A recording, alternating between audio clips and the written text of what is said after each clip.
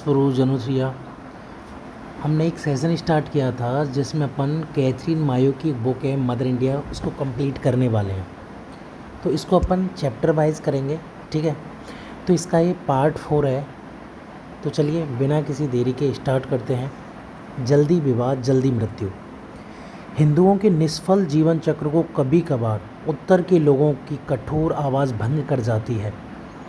इस विषय में उनकी रुचि बहुत कम रहती है, फिर भी जब उनकी आवाज़ आती है तो उसमें ठेठ बुद्धिमत्ता होती है। एक नवाब सर साहिबजादा अब्दुल कयूम है, जिनके नाम से ही पता चलता है कि वह मुसलमान है। उन्होंने सुदूर के नॉर्थ वेस्ट फ्रंटियर प्रोविंस का पक्ष लेते हुए कहा, मैं केवल इस विषय के व्यवहारिक पक्ष पर कुछ शब्द बोलना चाहूँगा।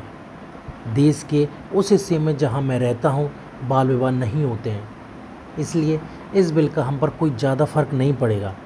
मेरे विचार से इसका सही इलाज यह होता कि पुरुष के लिए भी और स्त्री के लिए भी विवाह की एक खास आयु निश्चित कर दी जाए, पर मुझे नहीं लगता कि देश इसके लिए तैयार है। खैर, अब यह विचार करें कि कौन मुकदमा करेगा, कौन जांच करेगा, कौन गवाही देगा, कौन फैसले को लागू कराएगा। इसके बाद दूसरी कठिनाई यह है कि आप एक युवा जोड़े को विवाह की अनुमति देते हैं, उन्हें साथ रहने की अनुमति देते हैं और उन्हें सहवास करने की अनुमति देते हैं। फिर आप उन्हें इस आधार पर कानून के द्वारा रोकेंगे कि अभी उनकी उम्र सहवास के योग्य नहीं है। ठीक है, मान लिया कि यह कानून पास हो गया और युवा दंपति को सहवास करने से रोक दिया गया। फिर मुझे लगता है यह होगा कि ऐसे अधिकतर मामलों में आप युवाओं को सड़कों पर भटकने के लिए छोड़ देंगे, लेकिन जब तक आप लोगों को कम आयु में विवाह करने की अनुमति देते रहेंगे तब तक ऐसे कानूनों को लागू करने का कोई पर्याप्त कारण नहीं है जो उनके निजी जीवन में दखल दे। आखिरकार अनेक सदस्यों ने यह माना कि कानून बनने के बाद भी उस पर अमल नहीं होगा और बाल पत्नियों के साथ वही व्यवहार होता रहेगा जो उनकी स्वाभाविक प्रवृत्तियां कहेंगी और जो पति के धर्म सम्मत अधिकार के तहत होगा। किंतु हिंदुओं की इस सारी बहस से सामान्य धारणा यह प्रकट होती है कि सामाजिक सुधार के लिए कानून बनाना ज़रूरी है। हालांकि उन पर अमल कराना मुश्किल है, वह समाज पर एक शैक्षिक प्रभाव डाल सकता है, इसलिए उसका बन जाना ही लाभदायक है। एक भारतीय नेता कहता है, लोगों को शिक्षित किया जाना चाहिए, उनको उस मार्ग पर चलना चाहिए जो मैंने उन्हें दिखाया है। यह कहने के बाद वह समझता है कि बस उसका काम हो गया। मद्रास के ब्राह्मण सदस्य दीवान बहादुर टी रंगाचारी के विचारों से, जो पहले उद्धृत किए जा चुके हैं, सहमति रखने वाले कम लोग ही हैं। उन्होंने बिल में संशोधन का प्रस्ताव रखने वाले एक असेंबली सदस्य को संबोधित करते हुए कहा, क्या मैं माननीय सदस्य से पूछ सकता हूं कि वह सदन के बाहर कितने मंचों से इस विषय में बोले हैं? एक आवाज़ कभी नहीं। क्या उन्होंने कभी अपने प्रांत में भी सभा की है? और क्या उन्होंने अपने लोगों को इन सुधारों के महत्व के बारे में समझाया है?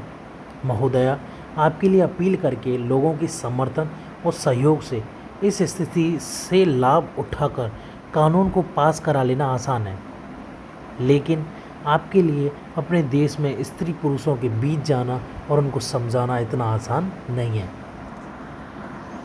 इस प्रकार काउंसिल में लोग जिम्मेदारी का भार एक दूसरे पर डालते हैं, जैसे भिखारी अपना ठिकाना बदलता है। कोई कहता है ये सिर्फ ब्राह्मण ही हैं जो कम आयु में अपनी लड़कियों की शादी करते हैं। इसी तरह कोई कहता है यह प्रथा सिर्फ निम्न जातियों में ही पाई जाती है, और कोई अन्य कहता है हर हाल में समय पूर्व जल्दी विवाह की बुराइयों का वर्णन अतिरंजनापूर्ण ज़्यादा है, इसलिए उनमें दखल देना मूर्खतापूर्ण है और बाल पत्नियों की सुरक्षा का जिम्मा सामाजिक और धार्मिक सुधार समितियों को सौंप दिया जाना चाहिए। लेकिन राजनीतिक लोगों के बदलते रंगों से दूर जहां भी प्रगति के बारे में आभासी दावे करते हैं, जब हम कोरी वास्तविकता की ओर जाते हैं तो हमें सदमा लगता है। भारत की ताज़ा जनगणना कहती है, व्यवहारिक रूप से यह माना जा सकता है कि प्रत्येक स्त्री रजस्वला होने पर या उसके बाद ही विवाहित होती है और इसलिए हर स्थिति में रजस्वला होने के साथ ही सहवास भी शुरू हो जाता है। इस बात का महत्व का अनुभव इसी से हो जाता है कि भारत में लगभग प्रत्येक पीढ़ी में 32 लाख बाल माताएं प्रसव के दौरान ही मर जाती हैं, जो Bharat, France, Belgium, Italy, United states और ब्रिटिश साम्राज्य में विश्व युद्ध में मारे गए लोगों की संख्या से भी ज़्यादा है, जबकि भारत की आबादी का औसत शारीरिक कद अंतर्राष्ट्रीय सूची में सबसे नीचे है। पुनः संविधान सभा पर आते हैं। फिर उत्तर भारत से ही एक सदस्य बोलता है जो सफ़ेद दाढ़ी मूंछ वाला, लंबा, सीधा, दुबला पतला और ताकतवर लोहे जैसा सख्त जमींदार है तथा अपने आसपास बैठे दक्षिण के लोगों से अलग है। जब वह बोलता है तो दूसरे उसका मजाक उड़ाते हैं। ये व्यक्ति पंजाब के एक वृद्ध सिख योद्धा सरदार हीरा सिंह बराड़ थे, जिन्होंने कहा, महोदया, मेरा विचार है बाल हत्याओं को रोकने का सही हल यह है कि इस तरह के बच्चे पैदा करने वाले उनके माता पिताओं की पिटाई की जाए। इसी तरह हमारे बहुत से भी मित्र भी थप्पड़ खाने लायक हैं जो स्वस्थ बच्चे पैदा करने के लिए हमेशा विवाह की आयु बढ़ाने का विरोध करते हैं। क्या यह पाप नहीं है कि वे 9 या 10 वर्ष की बीवी और 10 वर्ष के लड़के को पति पत्नी कहते हैं? ये शर्मनाक है। आवाज़ें आती हैं, नहीं नहीं। यह इस पीढ़ी के लिए भी और आने वाली पीढ़ी के लिए भी दुर्भाग्यपूर्ण है। 9-10 वर्ष की ये लड़कियां जो स्वयं बच्चियां हैं, गुड़ियों से खेलने की बजाय पत्नियां बनकर बच्चों की मां बन जाती हैं। वे लड़के जिन्हें स्कूल में जाकर पढ़ना चाहिए, वे अपना आधा दर्जन लड़के लड़कियों का परिवार संभाल रहे हैं। मैं ऐसे समाज में रहना पसंद नहीं करता। मैं ऐसे समाज पर शर्म महसूस करता हूँ जिसमें ना कोई पुरुषत्व है और ना कोई नारीत्व है। मुझे स्वयं पत्नी के रूप में एक 12 साल की लड़की के साथ समाज में जाने में शर्म महसूस होगी। हम सब बातें करते हैं, बातें और सिर्फ बातें, एक बार नहीं सैकड़ों बार। पर इन बातों से क्या हुआ? सारी बातें इस सदन में ही छोड़ देते हैं, सारी बातें मंच पर ही छोड़ देते हैं, घरों को कुछ नहीं ले जाते हैं। इसलिए कुछ भी होना नहीं है। स्वस्थ बच्चे ही स्वस्थ राष्ट्र की बुनियाद हैं।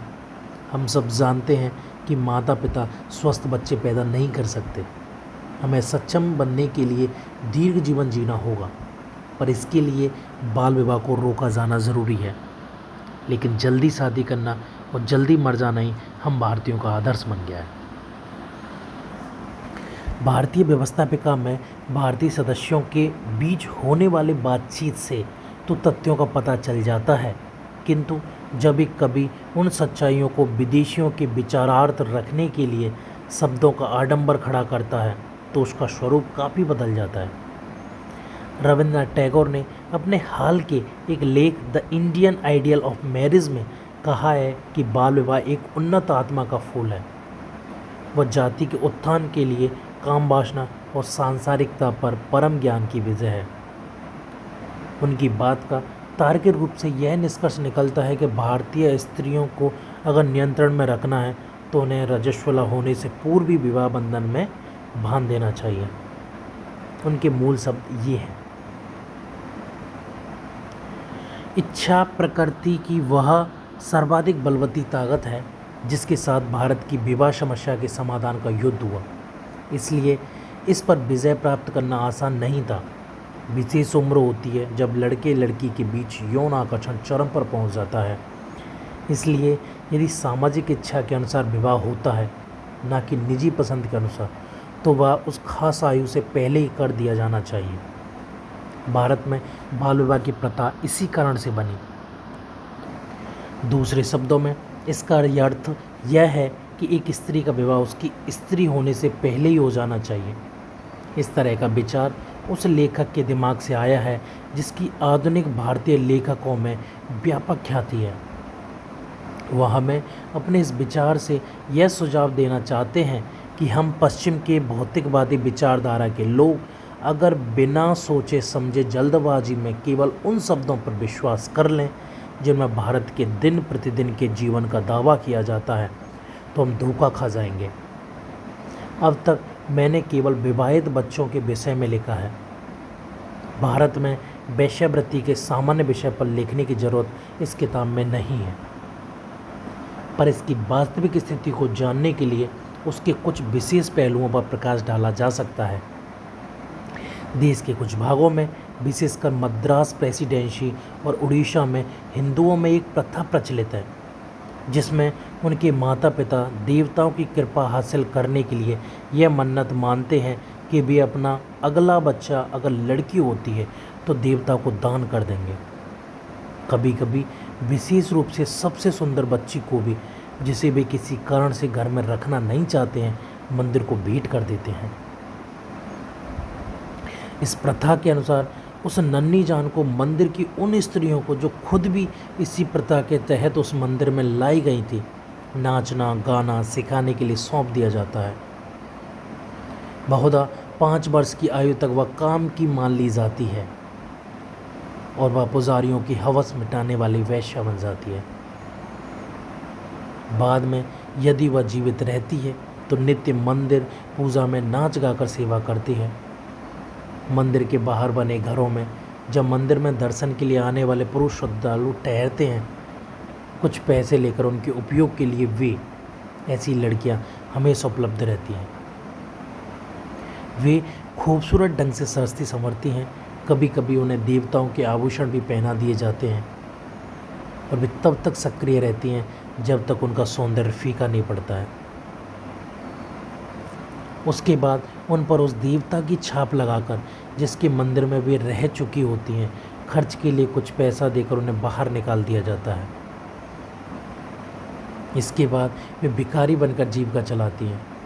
उनके माता और पिता अपनी जाति और वर्ग में, चाहे वे उच्च हों या संभ्रांत, इस तरह अपनी लड़कियों को छोड़ देने के बाद भी समाज में आदर से देखे जाते हैं। उनके इस तरह के कार्य को उनकी सम्मानित प्रथा माना जाता है। इस प्रथा के तहत रहने वाली लड़कियों की एक पृथक जाति बन जाती है और ऐसी सभी स्त्रियों को देवदासी अर्थात देवताओं की वेश्या कहा जाता है और वे मंदिर की शान मानी जाती हैं। अब अगर यह पूछा जाए कि एक उत्तरदायी सरकार इस देश में इस प्रथा को क्यों जारी रखे हुए है, तो इसका उत्तर ढूंढना मुश्किल नहीं है। यह प्रथा जनता की भावना से जुड़ी हुई है। इसकी जड़ें एक अत्यंत रूढ़िवादी और काम वासना से ग्रस्त धार्मिक लोगों के दूर अतीत में अर्थात उनके प्राचीन इतिहास में है। यदि कोई यह जानना चाहे कि इस प्रथा पर सीधा हमला किया जाए तो लोग उस हमले का मुकाबला धर्म के नाम पर खुलकर और छिपकर किस तरह करते हैं, तो उसे मिस एमी विल्सन करमाइकल के इस असाधारण शोध कार्य और उनकी किताबों को देखना चाहिए। यदि देवताओं के मंदिर से इन बच्चियों को बलपूर्वक हटा दिया जाए तो पूरा प्रांत पागलपन की हद तक लड़ने के लिए तैयार हो जाएगा। आप इसे पूरब से बलपूर्वक खत्म नहीं कर सकते। हालांकि पश्चिमी आदर्श और संपर्क अपना कार्य धीरे धीरे कर रहे हैं और ब्रिटिश अधिकारी भी शांति से शिक्षा देने का काम कर रहे हैं।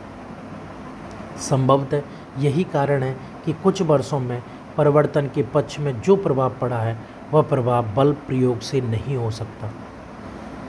इस प्रकार जब संविधान सभा के सामने अविवाहित लड़कियों के लिए सहवास सहमति की आयु बढ़ाने के लिए एक प्रस्ताव आया तो उसका तगड़ा विरोध राव बहादुर टी रंगाचारी द्वारा ही किया गया था।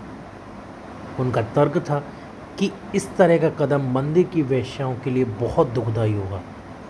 और क्यों? क्योंकि जैसा कि उन्होंने स्पष्ट किया कि देवदासियों की बेटियों की शादी जाति के पुरुषों से नहीं हो सकती, इसलिए कि इन लड़कियों को विवाह के लिए पति नहीं मिल सकते, क्योंकि उनकी माताएं कुछ बड़े जमींदारों के साथ उनका विवाह करके उनको उन्हीं जमींदारों के यहाँ छोड़ देती हैं। और इस हमदर्द सदस्य ने चेतावनी देते हुए कहा कि अगर लड़की की आयु में वृद्धि कर दी गई तो कोई भी जमींदार उस लड़की को नहीं चाहेगा। परिणामतः अच्छा सौदा निकल जाएगा और गरीब माँ को ही उस लड़की का पालन करना होगा। किंतु इस बहस में मज़ेदार बात यह नहीं थी कि एक प्रमुख ब्राह्मण ने अपने लोगों की भावनाओं को प्रकट किया, बल्कि यह है कि उसके आसपास बैठे सदस्यों ने अनेक तर्कों का विरोध किया। इसके बाद उड़ीसा से सदस्य मिस्टर मिश्रा ने देवदासियों अर्थात साधारण दासियों या वैश्यों के विषय में अपने ये विचार रखे हैं। उनका अस्तित्व बहुत प्राचीन काल से चला आ रहा है। उनकी उपस्थिति विवाह और अन्य समारोह में भी भगवान के भजन गाने के लिए आवश्यक मानी जाती है। बहुतों ने इन लड़कियों को जमींदारों और राजाओं को बेचे जाने की बातें कही हैं, लेकिन जमींदार कुटनियों के माध्यम से लड़कियां कभी नहीं लेते। जो होता है वह यह है, जब जमींदार या राजा विवाह करते हैं तो उनकी पत्नियों या रानियों के साथ नौकरानी के रूप में कुछ लौंडियाँ या लड़कियां भी साथ आती हैं। कुटनियों से लड़कियां लेने जैसी चीज़ अस्तित्व में ही नहीं है। कोई भी भला मनुष्य, चाहे वह जमींदार हो, राजा हो या आम आदमी हो, इस घृणित दलाली से लड़कियों को स्वीकार नहीं करेगा। हमें इन नाबालिग लड़कियों के बारे में क्यों सोचना चाहिए? वे अपनी देखभाल खुद कर सकती हैं। मिस्टर मिश्रा के वक्तव्य में यद्यपि सीधी बातें थी, फिर भी उनकी बातें उनके साथी सदस्यों को चुभी थी। इसलिए उसके उत्तर में जो भाषण हुए उनमें पश्चिमी प्रभाव की काफ़ी झलक मौजूद थी। उनकी बातें सच थी, पर वो उनको रिकॉर्ड में लेना नहीं चाहते थे। इसलिए वे बार बार अपने शब्द वापस लो की आवाज़ लगाकर उनके भाषण में व्यवधान डाल रहे थे। अतः दूसरे सदस्यों के वक्तव्यों से इस बात का सबूत मिला कि कम से कम इस देश में एक नया विचार पैदा हो गया, किंतु जिनका धर्म उन्हें यह सिखाता है कि संपूर्ण कर्मों से मुक्ति ही परम ज्ञान या निर्वाण की प्राप्ति है। उन लोगों के विचार बीच इस नए विचार को एक ठोस कार्य में बदलने के लिए एक दूसरी मानसिक क्रांति की आवश्यकता थी। इसकी सोर्स कहाँ से लिए गए हैं तो अपन देख लेते हैं एक बार। ये लेजिस्लेटिव असेंबली 1925 के वॉल्यूम 6 पृष्ठ 571-572। दूसरा वही 1925 वॉल्यूम 5 पार्ट 3 पृष्ठ 2847। 3 census of India 1921 appendix 7। 4 legislative assembly debates 1922 volume 3 part 1 पृष्ठ 82। 5 वही 1925 वॉल्यूम 5 पार्ट 3 पृष्ठ 2829 से 31। देखो ये 1 2 3 4 क्या है, मैं दिखा देता हूँ एक बार ये क्या चीज़ है। ठीक है, ये है। ठीक है, ये नवाब साहिबजादा अब्दुल कयूम का। ठीक है, 2 ये जो है टी रंगाचारी का। 3 जो है ये कोरी वास्तविकता की ओर। ये तो इस तरीके से ये कहाँ से लिए गए हैं। जैसे रविन्द्रनाथ टैगोर का एक बार देख लेते हैं, काफ़ी ज़्यादा विवादास्पद है इसमें। 6, ठीक है, 6 कहाँ से लिए गए अपन एक बार देख लेते हैं। तो 6 लिया है the book of marriage, Keyserling Harcourt, Brace and company, न्यूयॉर्क 1926 पृष्ठ 112। ठीक है, तो इस तरीके से ये इनकी सोर्सेज हैं कि कहाँ से ये जो है लिए गए हैं। ठीक है, फिलहाल के लिए इतना ही। अगली चर्चा अपन अगली वीडियो में करेंगे। Thank you.